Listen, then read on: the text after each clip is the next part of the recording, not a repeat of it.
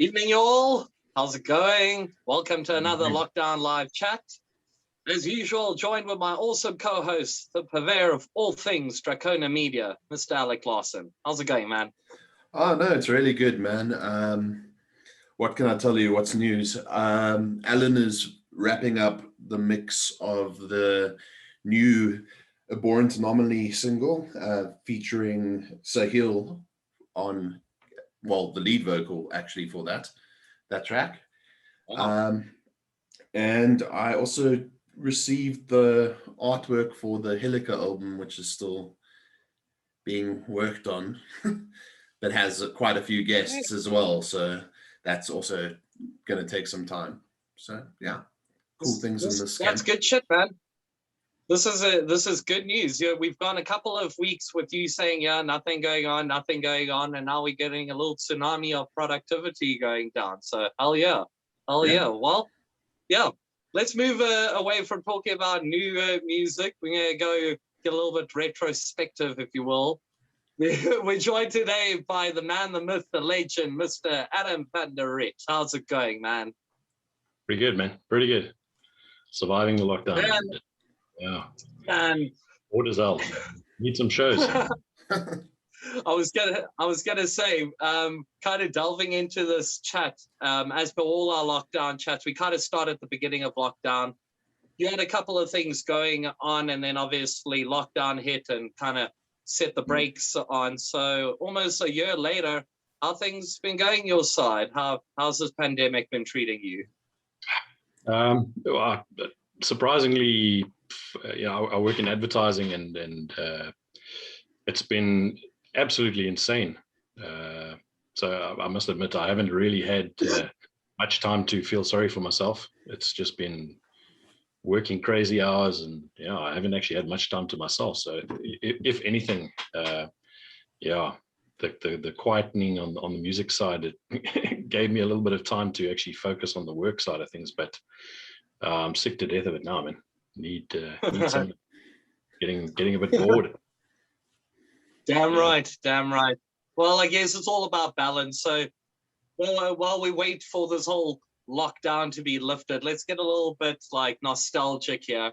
You've been involved in so many class act bands that were like very much revolutionary in the 90s in developing the South African death metal scene. We kept mentioning Voice of Destruction, moving into Sacraphyx, and later on Pothole, also still within the 90s sphere.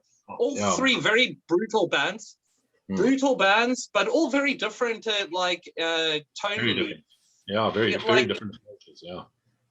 I mean, obviously, like growing up during the 80s period in the South African metal scene, give us a little bit of like a look back. How was the Cape Town metal scene back then in the early 90s, round about the time when Napalm Death was touring, and we were kind of getting a little bit of notoriety as being actually a place where there's metal coming? Cape Town was generally a bit smaller than the likes of Joburg, for instance, but the Cape Town scene was very close knit. The bands in general were all very supportive of each other. So it was it was a great scene. There was probably 200 or 300 people that sort of circulated the scene through the various clubs that there were at the time. I mean, if I think back to when I first started like going out to clubs and stuff again, around about 1991, there was the Stage, there was the Playground, there was Arties, there was a little bit later there was Club Hell in sort of there in the foreshore area of town. There were tons of these little places where bands could play and people could hang out and whatnot, and it was great, and everybody sort of circulated between those different venues. And it was, and coming into the scene, in my later teens there, or mid to late teens, it was fantastic. It was and the older guys, generally were quite open to the younger dudes, and we all everybody got along. And I'll never forget that first time, like 15 years old, like sneaking into the Stage in town and seeing Ravenwolf on stage.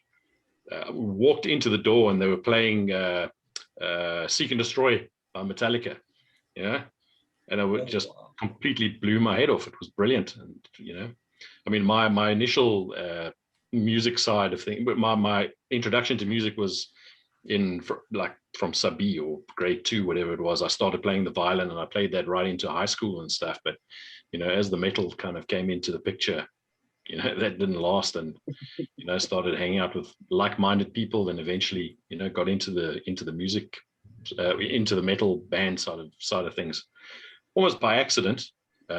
Actually, the year I finished school, I went off to college to go study graphic design, which is what I do now. But I met a guy there who, he was like this absolutely amazing singer-songwriter type dude, a guy called Patrick Riet. He was like a cross between like Paul McCartney and Sting. He's a really good guy. And I had sort of moved. I just told him, we're gonna start a band. I'll play drums for you. And I bought a drum kit and I started playing with him. And then we were rehearsing in his house. And the one day, this guy, a legendary guy, unfortunately, he was murdered a couple of years ago, a guy called David Myberg. He knocked on the door and he asked if he could sit in. And, you know, I was sitting wearing a Slayer t-shirt, playing the drums to, you know, playing these kind of police songs and whatever. And he was just like, dude, like, why are you wearing, you're playing in a like a pop kind of band and you wearing a Slayer t-shirt? What's this about? So I was like, well, you know, I dig all kinds of music, but, you know, metal's my thing. And he was like, well, I actually play drums in this band called Hell's Teeth. And so from there, we became fast friends. And sooner rather than later, he just said to me, well, I'm going to bring you, our singer's cuck, we're going to bring you in. And he drafted me into that band. It was kind of late 1992, played our first show at Artie's with Ravenwolf, which was actually quite a cool thing, you know, because they were my introduction to Cape Town metal. It was actually really great to have my first gig playing with them at Artie's, which was great. And the guys from VOD were all there, which was also quite rad, you know, getting to speak to them, you know, on a peer kind of level rather than just be this little snotkop, you know, that was running around the mosh beforehand. But yeah, that and then that kind of period was around about the time, you know, going towards Napalm Death coming, and that was amazing because I mean, we never during that kind of period the concept of international bands coming to South Africa. I mean, it was still apartheid, you know, technically 1993. So you know, it was mind blowing. Paradise Lost was supposed to come then as well, but they cancelled. And Carcass came. We actually only found out about Carcass being here after they had already left. The news didn't even hit Cape Town. It was insane, man. Sure. That just goes to show the difference that things like the internet makes. Because the Bush Telegraph didn't get as far as I would have hiked to wherever to go watch that band, but alas, it wasn't to be. And yeah, that's how I got. So basically, that band, Hell's Teeth, was actually quite a pioneering band. They were from the mid '80s here in Cape Town.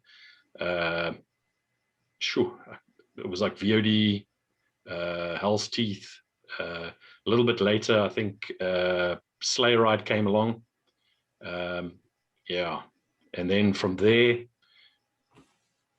were two older guys in the band who were kind of more into the kind of, I mean, Hell's Teeth was sort of a bit of an anomaly. They were like a really, really heavy Iron Maiden.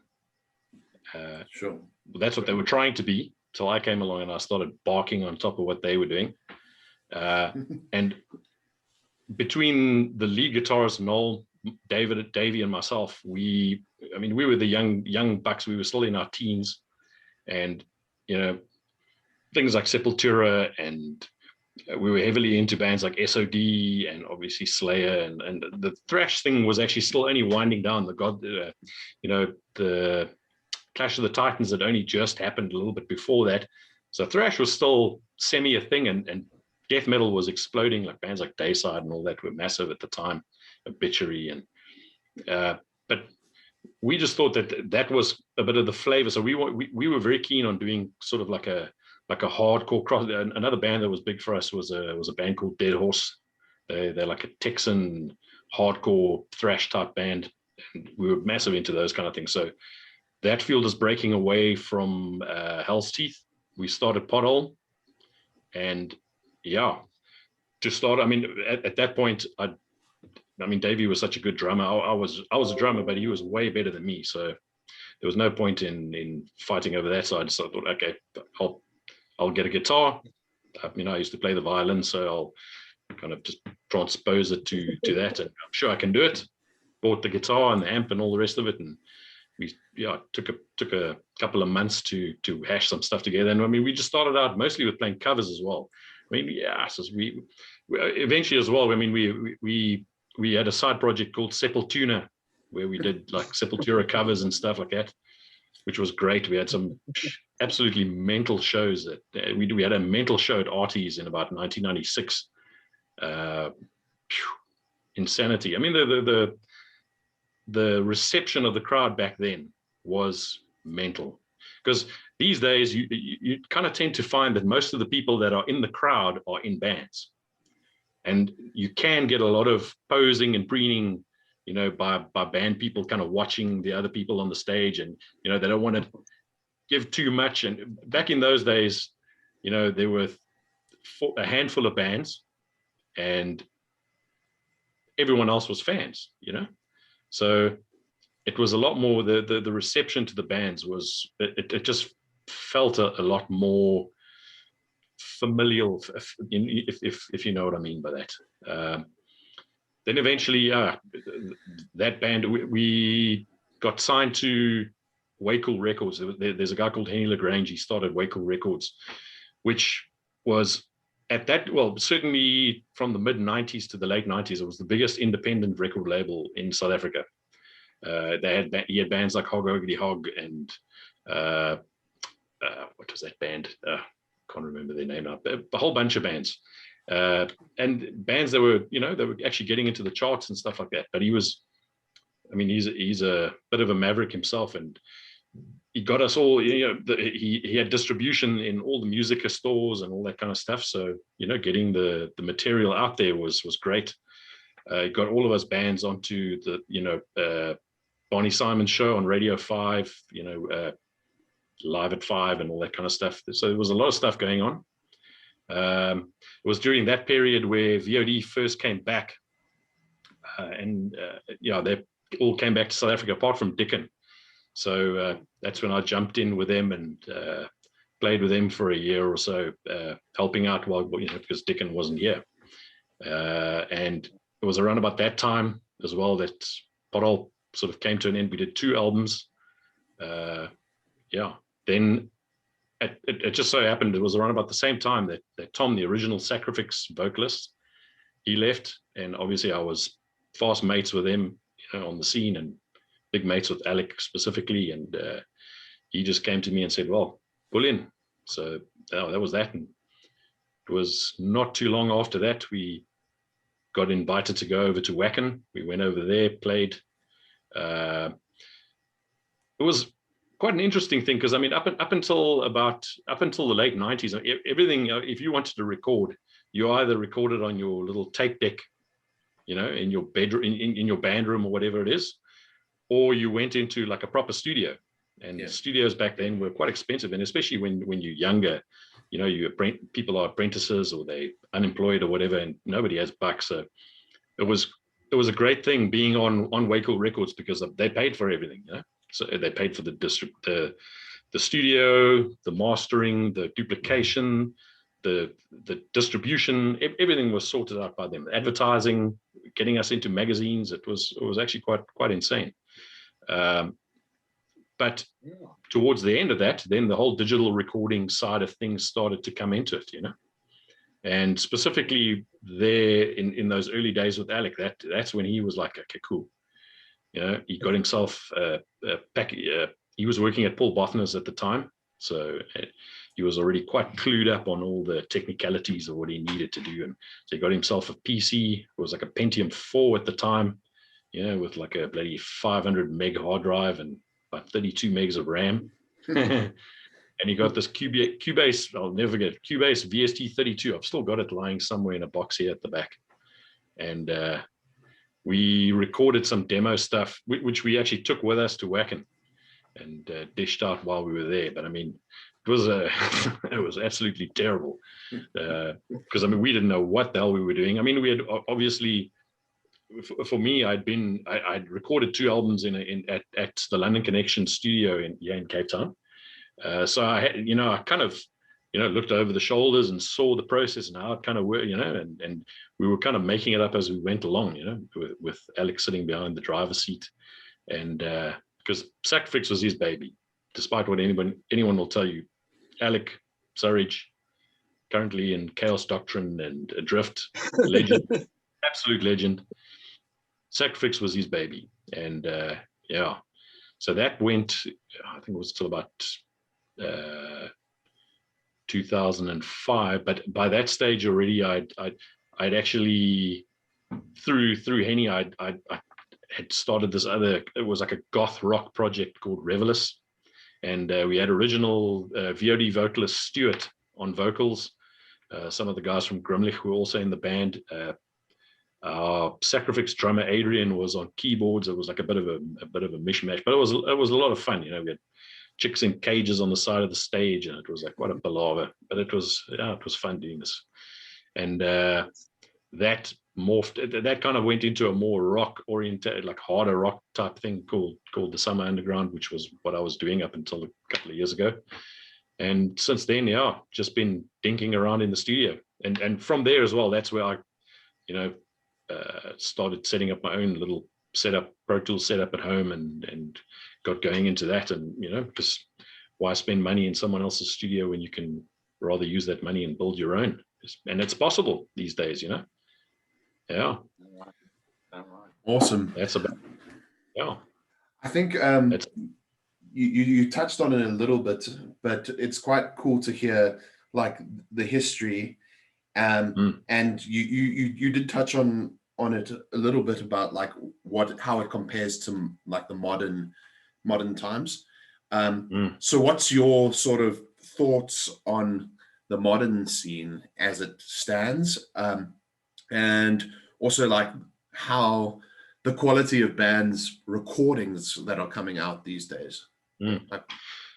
Well, it's chalk and cheese. I mean, what I would have done to have been 21 years old today, well, back then, with the kind of gear and stuff that I have now. I mean, we would go into it. I mean, both of the Pothole records that we recorded at the London Connection, I mean, they were done in 3 days.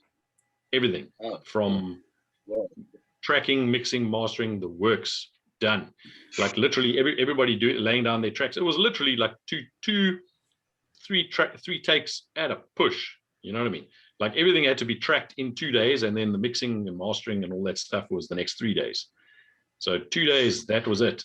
Drums done in one go. Guitars, everybody would go in and they would lay their tracks all in one go, and so it's like for something like with a vocal, if you're putting down 10, 11, 12 tracks or whatever it is, by the time you get to the last track, you're pretty shot, And when you only got like 1 or 2 takes, you kind of put it down and you take it for what it is, So there's no room to play or like craft things or figure things out or come up with new ideas on the spot or anything like that. So it was, when that little red button goes, it was quite nerve-wracking, and sort of later, once you've actually got the benefit of time to be able to, really labor on things and get them the way that you want it, that's it's amazing that the benefit of that, money can't buy that, So yeah, guys should be really grateful that they've got it the way they have, because sure, back then, for bands to make albums was a big deal. It was like, shit, it was like you've made it, where today, every Tom, Dick, and Harry's putting out multiple albums and stuff like that, and that's good, because why not? Yeah, everybody, why not? And the cream will always rise to the top anyway. So yeah, it's great. I love it, and it's sort of relatively inexpensive, and yeah, I mean, the technology is just insane. I mean, a lot of these VSTs, and I mean, specifically with things like, obviously, you know, things there is a downside to it, because everybody starts using the same tools and the same presets. So a lot of things can start sounding the same and whatever. So, you know, the challenge there is to try and do it differently to how everybody else is doing it, and maybe coming up with a unique angle to it or whatever it is. But wow, man, what I would have done to have had drum triggers back there when, you know, with old Davey playing, you know, because so listening to those things now, they're a little bit like listening to buckets getting hit, you know. Because they're there as well, you know. I mean, the first time we recorded at the London Connection, the guy who was engineering us, like, the heaviest thing he'd ever heard was Def Leppard, you know. And this guy, he had been in new romantic bands back in the day and whatnot. So we came in there, he didn't know what the hell hit him. So now you're expecting a guy like that to match, you know, back at that, in those days, I mean, we were massively into the Swedish death metal scene and whatnot, bands like Dismember and Grave and Entombed and whatnot, and like Sunlight Studios, Thomas Skogsberg. That's the sound, you know, that's the sound we wanted. But now you can't exactly expect this guy to replicate that in 2 days, you know, and he's got no understanding of the music or anything. And you know, it's not like it's terrible or you would be embarrassed listening to those kind of things now, but it's, yeah, it is what it is. You know, and that's how it was at the time. And at the time, there was nothing like it, so it was great. But yeah, shit. You listen to some of the recordings now. I mean, some of my personal favorites down here, the Zombies guys and Infanteria guys. The what's the name of the studio where they've been recording with Burning Tone. Burning Tone. Yeah. I mean, they've been doing some quality. They've done some great work. I mean, the sounds coming out of there are awesome. I love it. Yeah. Shout out to Heinrich and the guys there. They're busting their ass. Mm-hmm. So yeah. You did actually mention this earlier. In fact, you've actually touched on 90% of the stuff I wanted to ask anyway. So let's actually move a little bit forward. Over the last few months, like you mentioned, the Summer Underground was your most recent band project, but you've still been able to do a couple of covers and whatnot, like for Sepultura, Obituary. I believe you even worked with Jason of Imperial Destruction on 1 or 2 tracks. You laid down some guitar for him. I think he sent you sample. So yeah. But I know anyway. there are definitely a couple of things in the works. Funny enough, actually, one of the things. Oh, sorry to interject. Yeah, I was going to say like this whole issue. Sorry, the whole issue that this whole COVID has had kind of is that it's knocked down the morale a lot of the bands. Mind Assault, Patrick, and them are all kind of trying to bring it back. They got their event happening soon. Thinking a little bit forward. Obviously, you want to get back into jamming again. Obviously, also. What do you think the future lies post-pandemic for the SA metal scene? I mean, like you say, there's a lot of bands that have been working and putting a lot of music out in the studio, something that you would never have been able to have done had this had happened during the 90s. So what are your personal thoughts? Do you think we're going to have to build from the ground up, or do you think that people will slowly filter back? It could go both ways. I think there will be a lot of bands that probably won't be able to pick themselves up afterwards, but I think there will be a lot of people that are hungry to actually hear some stuff and you know, so it'll go a bit of, you know, there'll be good and there'll be bad. There will definitely be a lot of casualties that fall by the wayside. But I think there's also going to be a little bit of a hunger to, you know, have some entertainment for a change. Because I know I'm completely going to. jonesing. Yeah. Fucking mad.